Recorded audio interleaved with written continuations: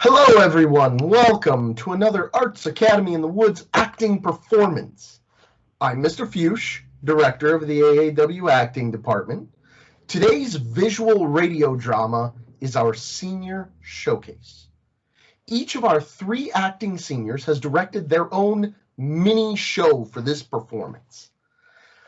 The mission of the AAW acting department is to enhance acting ability through a greater understanding of social studies and literature.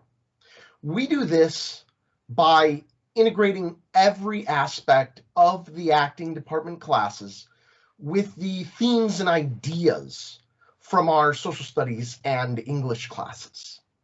So in this show, you will explore themes of fate and destiny versus free will. I hope that you'll enjoy this show, and I hope that you'll consider donating to the acting department through our website, artsacad.net, and through the Easy Pay feature on the artsacad.net site. Thank you so much for watching the show, and the show will begin shortly after these brief messages. Thank you so much. If you would like to donate to the AAW acting department, start at artsacad.net, the AAW homepage. Go to the Easy Pay button. Create an Easy Pay account in just a few easy steps. Log in to your Easy Pay account and choose Click here to go to Miscellaneous Activity Fees. Then choose Acting Department Donations. Thank you so much for your generosity and support of the AAW Acting Department.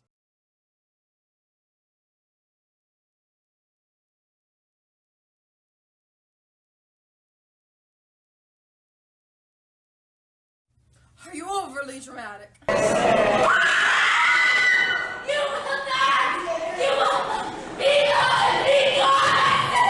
Do you have a knack for yelling? Sit you down! Are you overflowing with emotion? Everything anyone has ever wanted.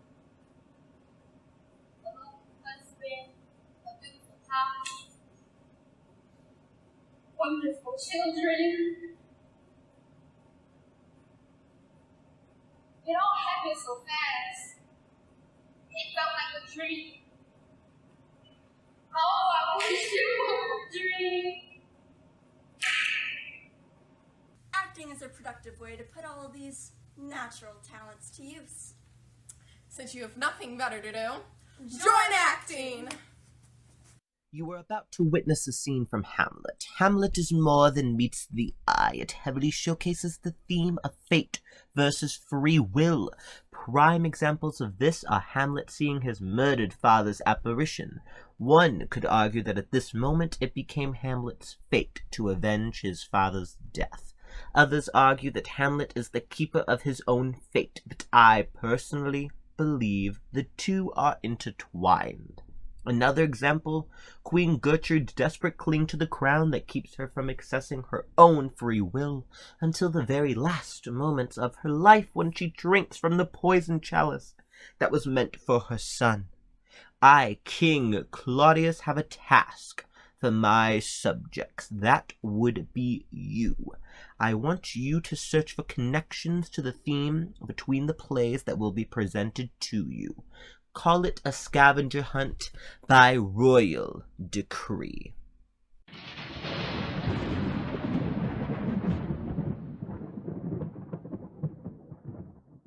But now, my cousin Hamlet and my son.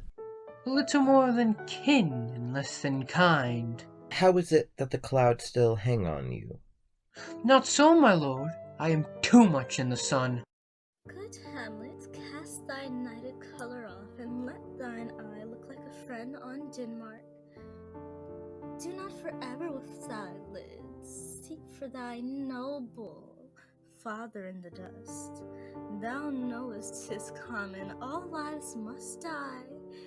passing through nature into eternity. Aye, madam, it is common. If it be, why it seems so particular with thee?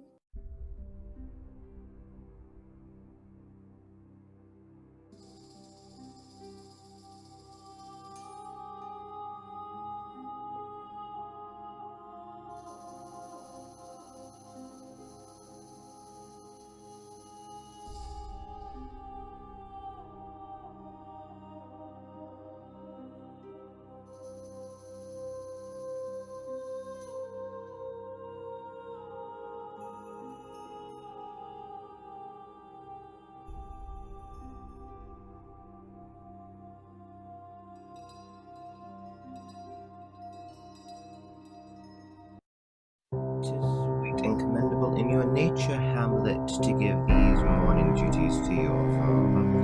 But you must know, your father lost a father. That father lost his, and the survivor bound in filial obligation for some term to do obsequious sorrow.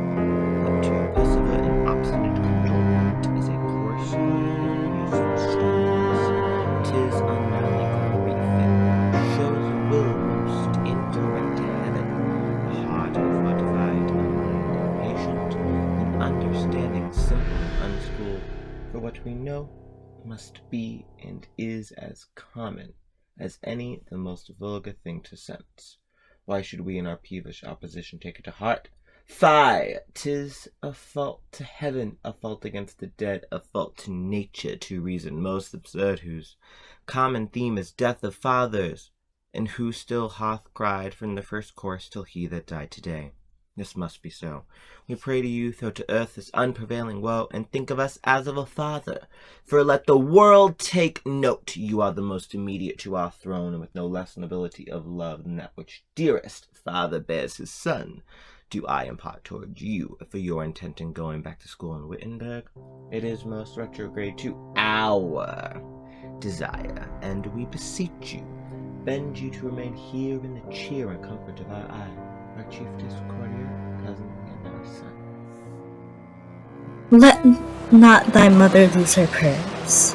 Hamlet, I pray thee, stay with us.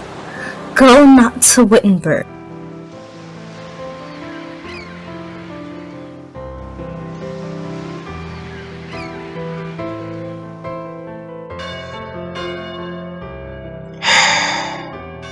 I will, in all my best, obey you, madam.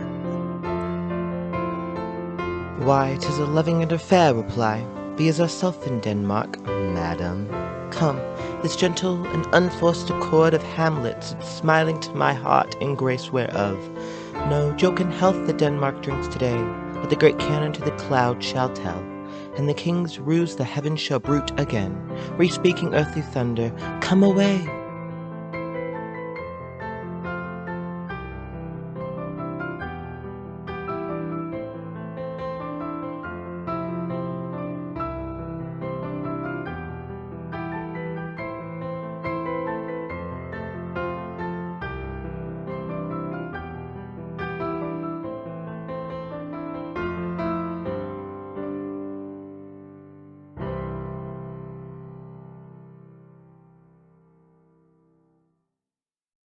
Hello again, everybody. What an amazing performance that was. Now we will look at A Doll's House. A Doll's House is placed second in our show order because out of the three, it emphasizes the theme of free will the most. In the end, in this play, free will wins. Throughout the play, Nora is continuously forced to follow what the men in her life have wanted and believed she should be. But as you'll see, though she's finally able to have the courage to choose free will over what others have decided her fate to be, it's still not an easy choice. It's still a very difficult choice. So sit back, relax, and enjoy our next show. Thank you so much. Nora! What is this? Do you know what is in this letter? Yes, I know. Let me go. Let me pass. Where do you want to go? You shall not save me, Torvald. True. Is what he writes true? No. No, it is impossible that this can be true. It is true. I have loved you beyond all else in the world. Psh, no silly invasions. Torvald.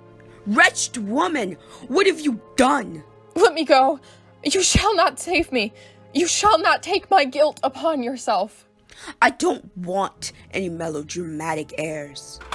Here you shall stay and give account of yourself. Do you understand what you have done? Answer! Do you understand it? Yes. Now I begin fully to understand it. Oh, what an awful awakening. During all these 8 years, she who was my pride and my joy, a hypocrite, a liar, worse, a criminal. Oh, the unfathomable hideousnesses of it all. Ugh. I ought to have known how it would be. I ought to have foreseen it. All your father's wants of principle. Be silent! All your father's want of principle you have inherited. No religion, no morality, no sense of duty. How am I punished for screening him? I did it for your sake, and you reward me like this? Yes, like this. You have destroyed my whole happiness. You have ruined my future. Oh, it's frightful to think of. I am in the power of scoundrel. He can do whatever he pleases with me, demand whatever he chooses. He can domineer over me as much as he likes, and I must submit. And all this disaster and ruin is brought upon me by an unprincipled woman. When I am out of the world, you will be free. Oh, no fine phrases. Your father, too, was always ready with them. What good would it do me if you were out of this world, as you say? No good whatever. He can publish the story all the same. I might even be suspected of collusion. People will think I was at the bottom of it all and egged you on. And for all this, I have to thank you, who I have done nothing but pet and spoil during our whole married life. Do you understand what you have done to me? Yes. The thing is so incredible. I can't grasp it. But we must come to an understanding. Take that shawl off. Take it off, I say. I must try to pacify him one way or another.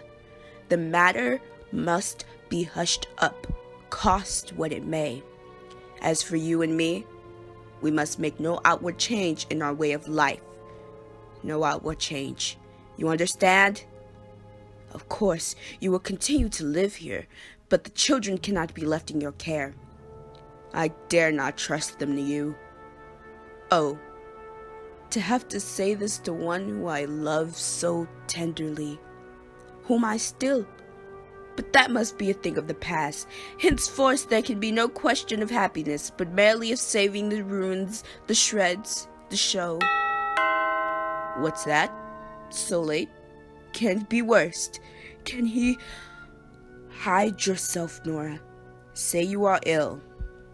Here is a letter for you, ma'am. Give it to me. Yes, from him. You shall not have it. I shall read it. Read it. I have hardly the courage to. We may both be lost, both you and I. Ah, I must know.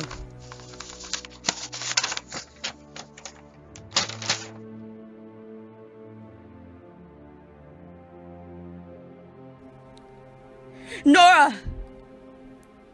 Nora! Oh, I must read it again. Yes. Yes. It is so. I am saved! Nora, I am saved! And I? You are too, of course. We are both saved. Both of us. Look, here.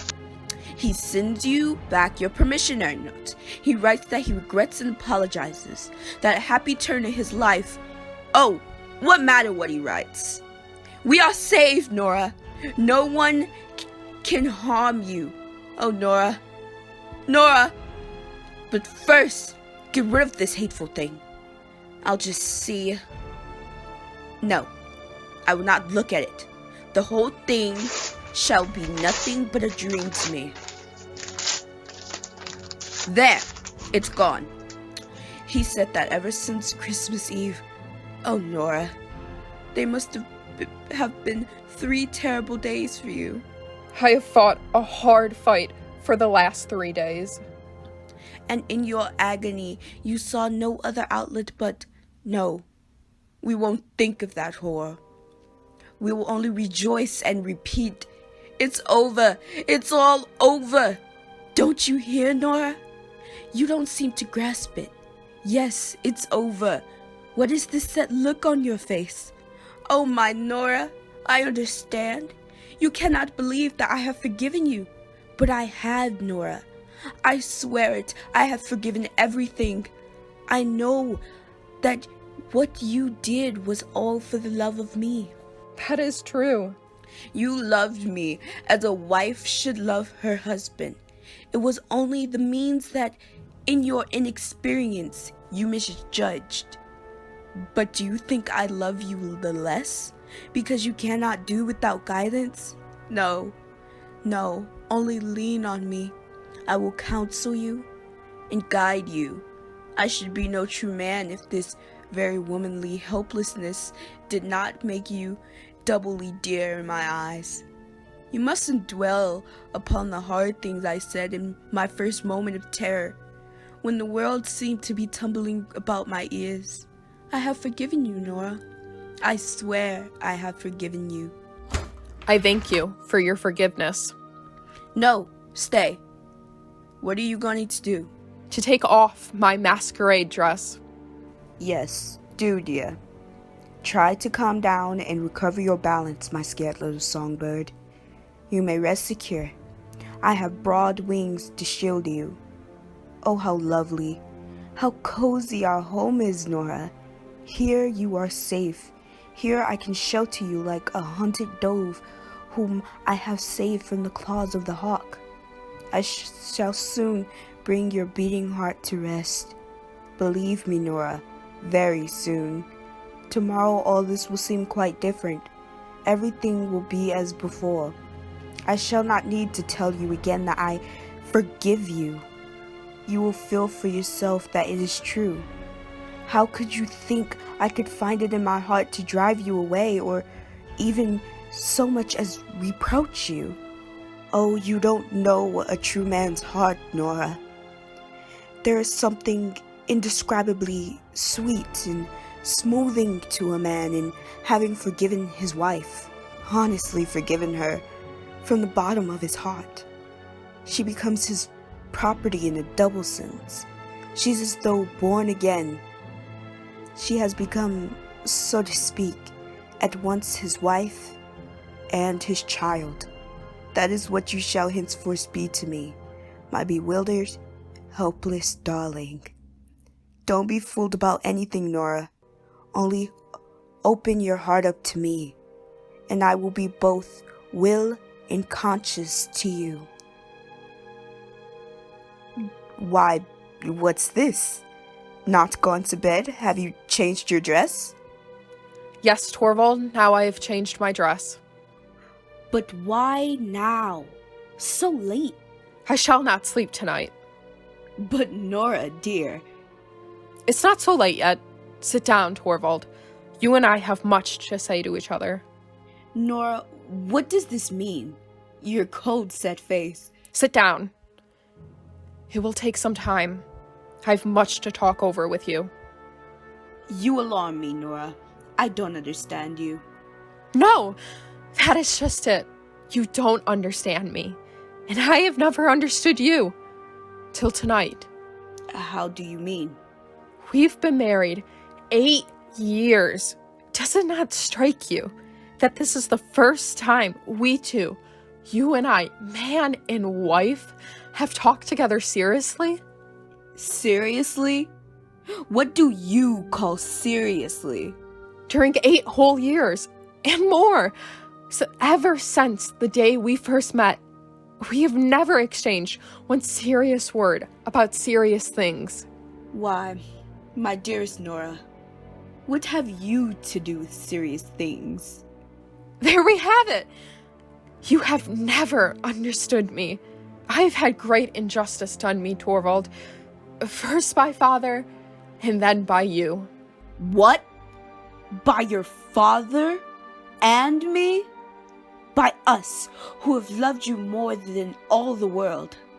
You have never loved me. You only thought it amusing to be in love with me. Why, Nora, what a thing to say. Yes, it is so, Torvald. While I was at home with father, he used to tell me all his opinions, and I held the same opinions. If I had others, I said nothing about them, because he wouldn't have liked it.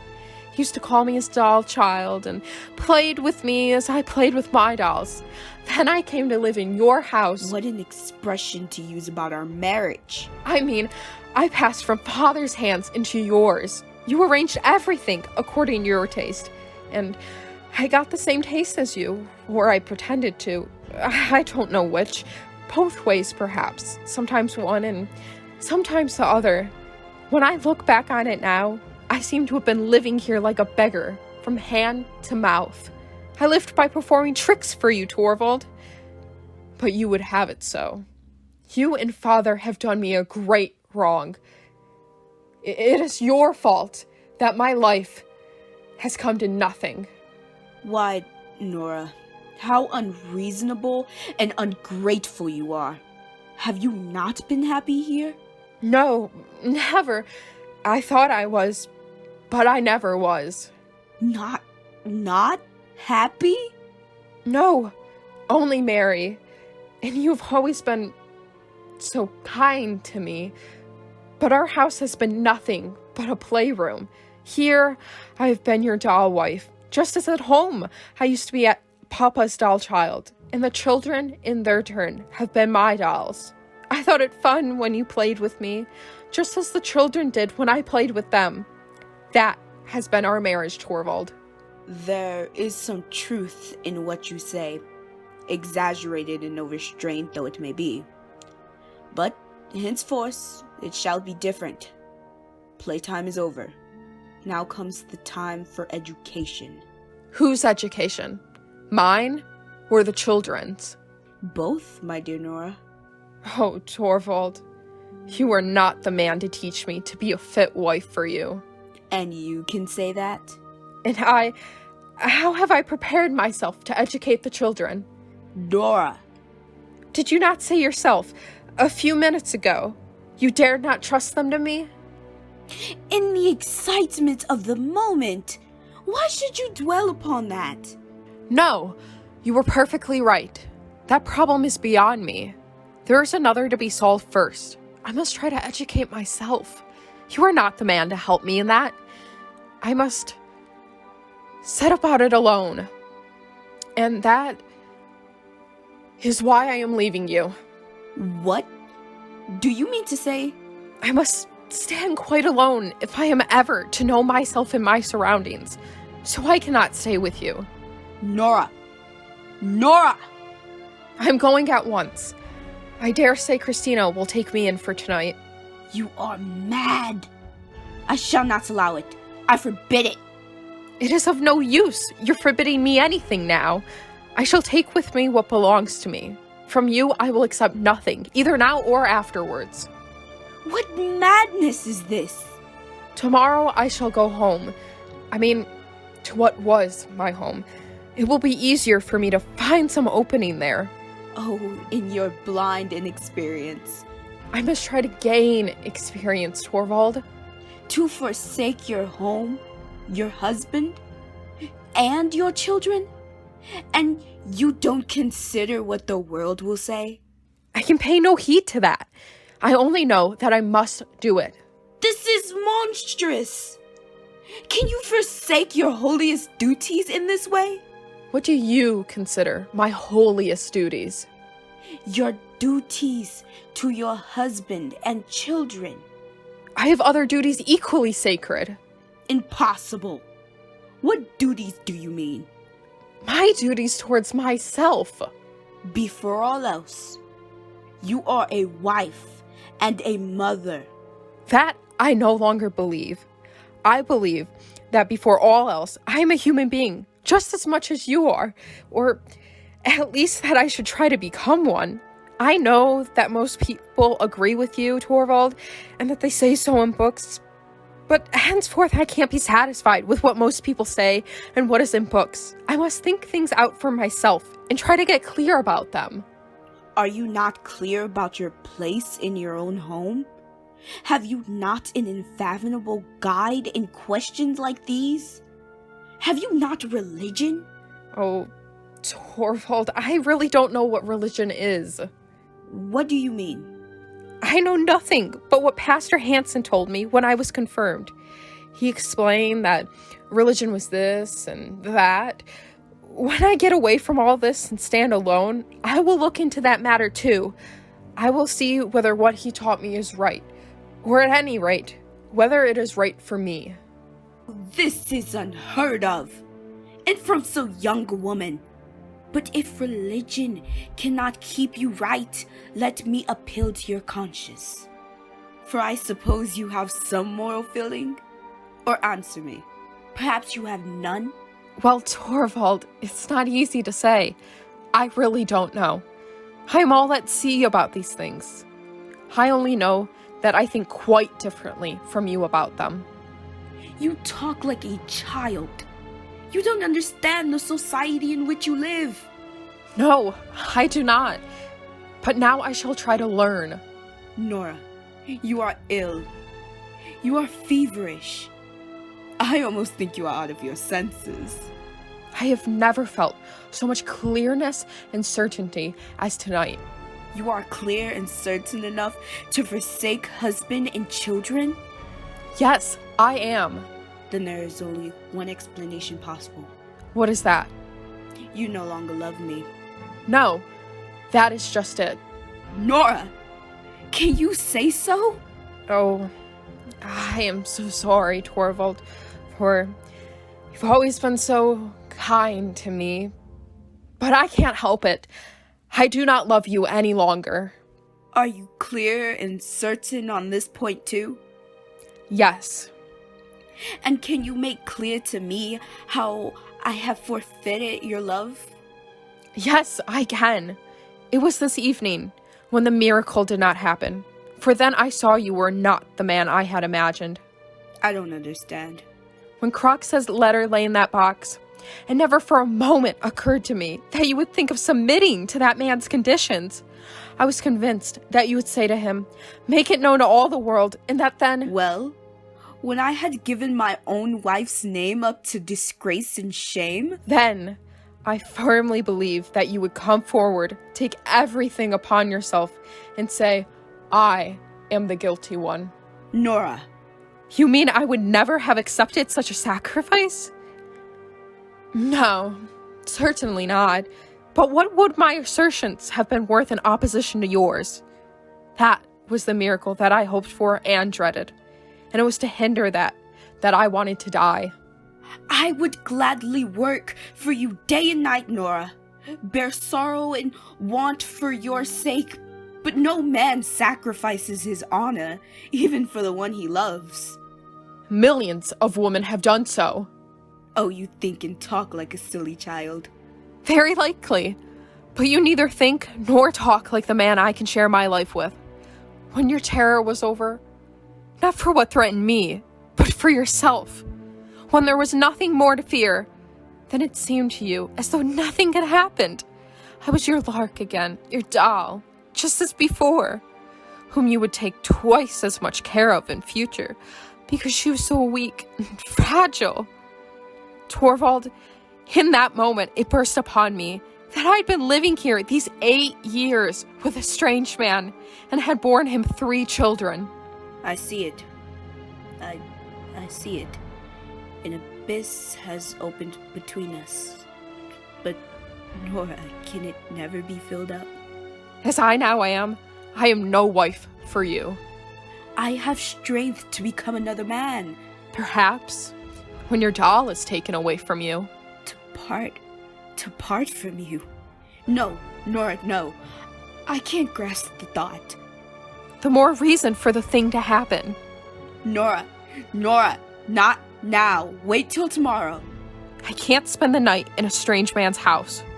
But can we not live here as brother and sister? You know very well that wouldn't last long. Goodbye, Torvald. No, I won't go to the children. I know they are in better hands than mine. As I now am, I can be nothing to them.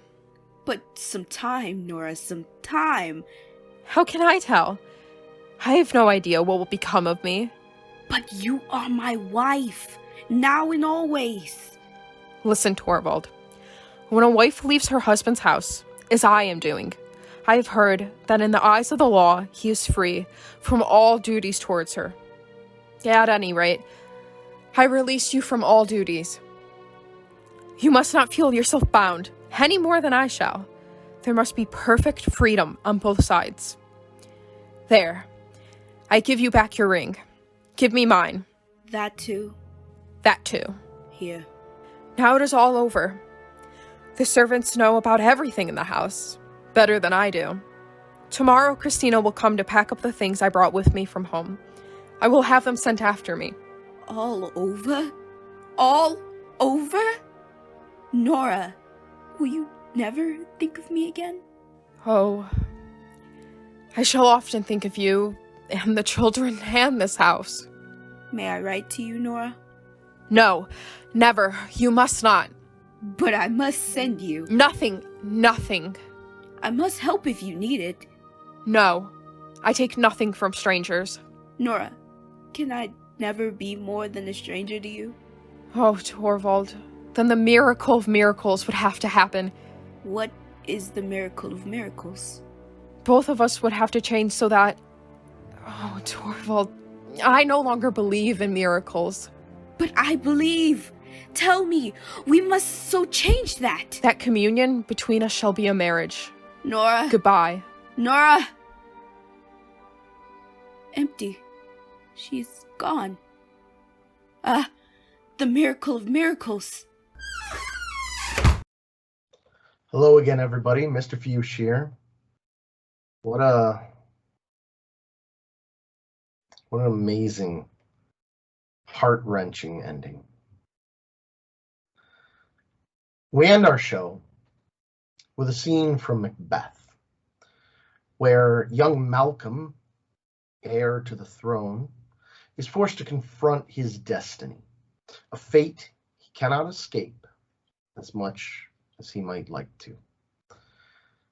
And Macduff finds out the fate of his family, who he has left in Scotland while he tries to convince Malcolm to come back and fight for his country and recruit an army with England and bring them back to drive out Macbeth. Please enjoy this scene from Macbeth. Thank you so much, everybody, and I'll see you after the show. Let us seek out some desolate shade, and there weep our sad bosoms empty. Let us rather hold fast the mortal sword, and like good men bestride our downfall and birthdom. Each new morn, new widow's howl, new orphan's cry, new sorrow strike heaven on the face, that it resounds as if it felt with Scotland and yelled out like a syllable of dolor. What I believe I'll wail, what no believe, and what I can redress as I shall find the time to friend, I will. What you have spoke, it may be so perchance. This tyrant, whose sole name blisters our tongues, was once thought honest. You have loved him well, he hath not touched you yet. I am young, but something you may deserve of him through me, and wisdom to offer up a weak, poor innocent lamb to appease an angry God. I am not treacherous. But Macbeth is.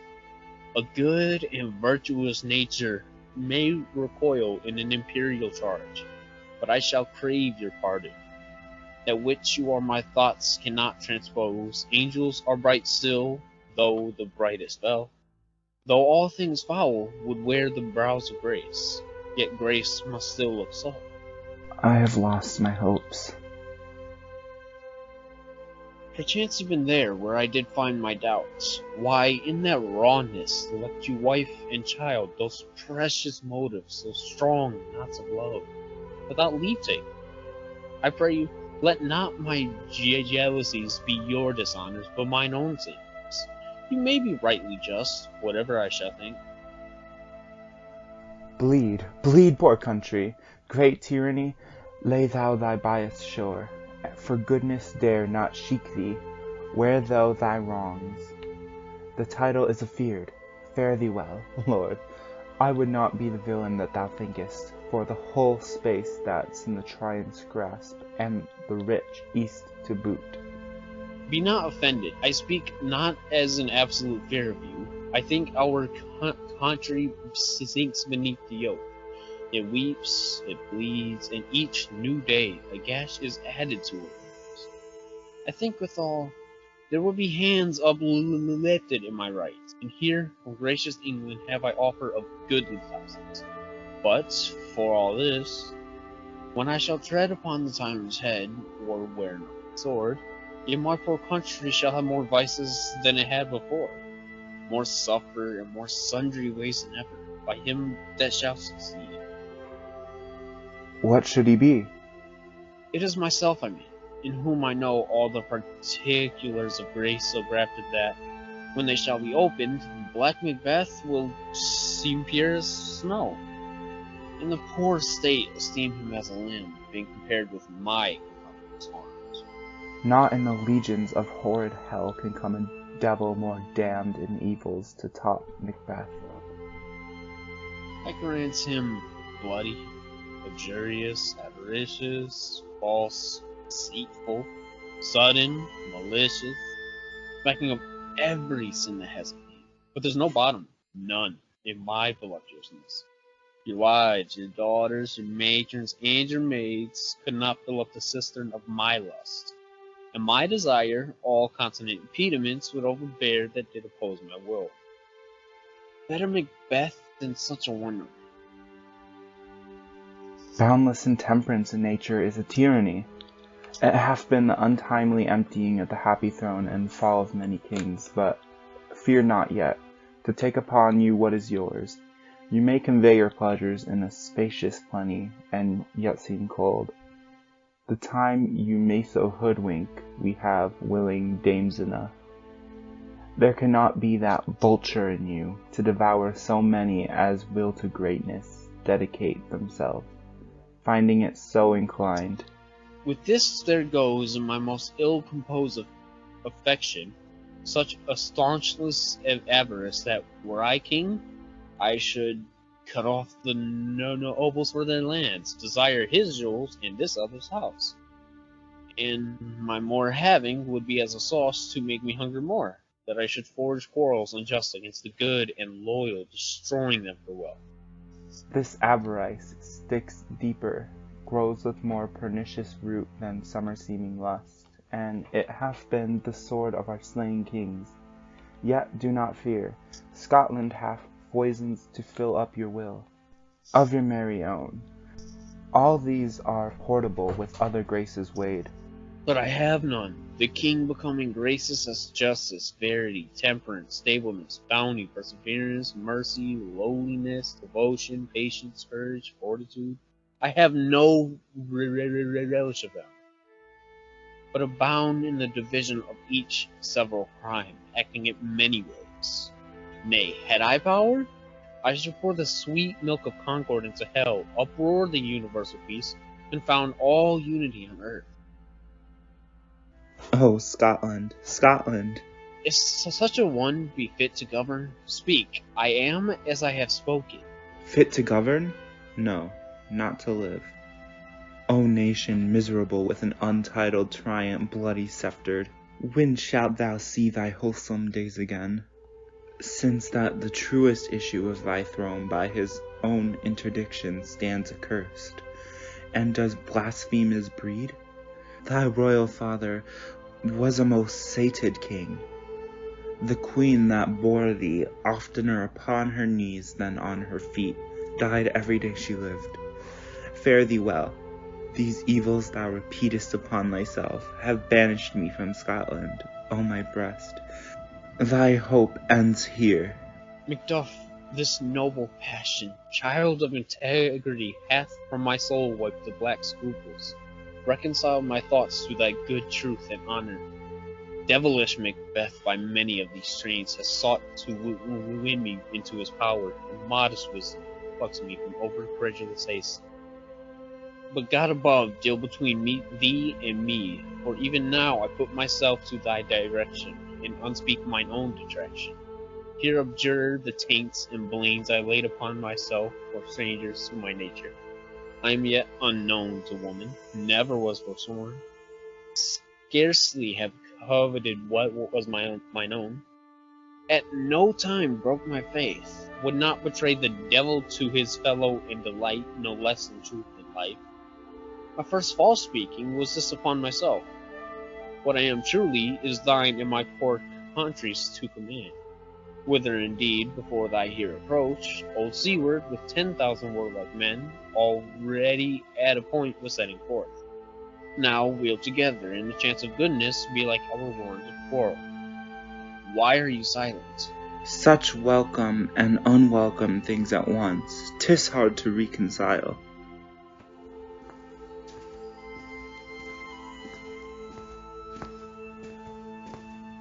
Well, more anon. Comes the king forth, I pray you? Aye, sir. There are a crew of wretched souls, they stay his cure. Their malady convinces the great assay of art, but at his touch, such sanctity hath heaven given his hands, they presently amend. I thank you, Doctor.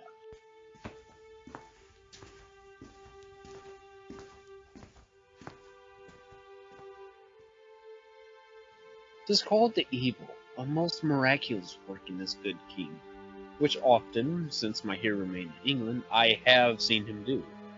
How he solicits heaven, himself best knows, but strangely visited people, all swollen and ulcers, pitiful to the eye.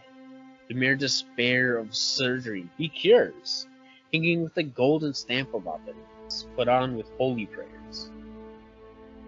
And 'tis spoken, to the succeeding royalty he leaves the healing benediction.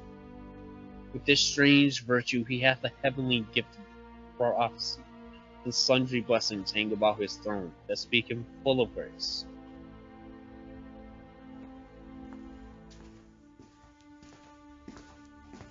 See, who comes here? My countryman, but yet I know him not. My ever-gentle cousin, welcome hither. I know him now. Good God, be times remove the means that make us strangers. Sir, amen. Stands Scotland where it did? Alas, poor country, almost afraid to know itself.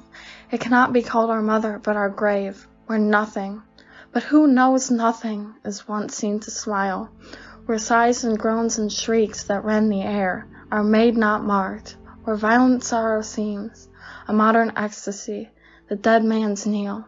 Is there scarce asked for who, and good men's lives, expire before the flowers in their caps, dying or ere they sicken?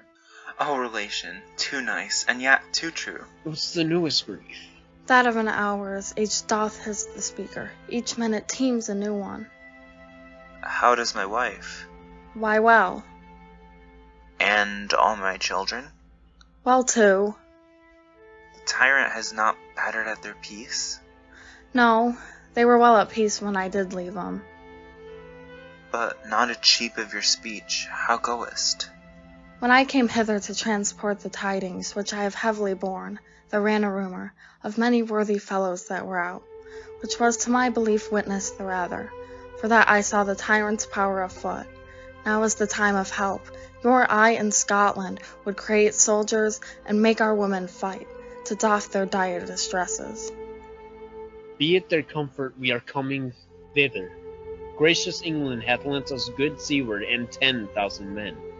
An older and a better soldier none that Christendom gives out. What I could answer, this comfort with the like, but I have words that would be howled out in the desert air, where hearing should not latch them. What concern they? The general cause, or is it a fee grief due to some single breast?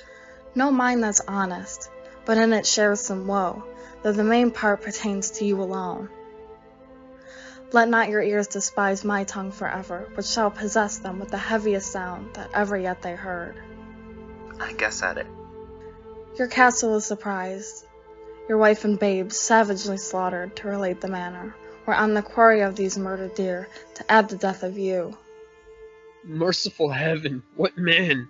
Never put your hat upon your brows, give sorrow words. The grief that does not speak whispers the overfraught heart, and bids it break. My children too? Wife, children, servants, all that could be found. And I must be from Venice. My wife killed too? I have said. Be comforted. Let's make us medicines of our great revenge to cure this deadly grief. He has no children. All my pretty ones. Did you say all? Oh, hell night. All? What? All my pretty chickens and their dam at one fell swoop. Dispute it like a man. I shall do so, but I must also feel it as a man. I cannot but remember such things were that were most precious to me. Did heaven look on, and would not take their part? Sinful Macduff, they were all struck for thee. Not that I am, not for their own demerits, but for mine. Fell slaughter on their souls. Heaven rest them now. Be this the whetstone of your sword. Let grief convert to anger, blunt not the heart, enrage it. Oh, I could play the woman with mine eyes, and braggart with my tongue. But gentle heavens, cut short all intermission, front to front. Bring thou this fiend of Scotland and myself within my sword's length at him. If he escape, have him forgiven too. This tune goes manly. Come, go we to the king, our power is ready. Our lack is nothing but our leave. Macbeth is ripe for shaking, and the powers above put on their instruments. Receive what cheer you may. The night is long that never finds the day. Hello, everyone. Mr. Fuchs back one more time, just to say thank you for watching this show. Thank you for supporting the AAW acting department for all these years. So many of you have come to all of our shows throughout the years. Welcome and thank you for watching. To all of you who are watching for the first time, we really appreciate all of the support. I appreciate so many people who have enjoyed the show. Thank you so much, and I hope to see you next time. Thank you.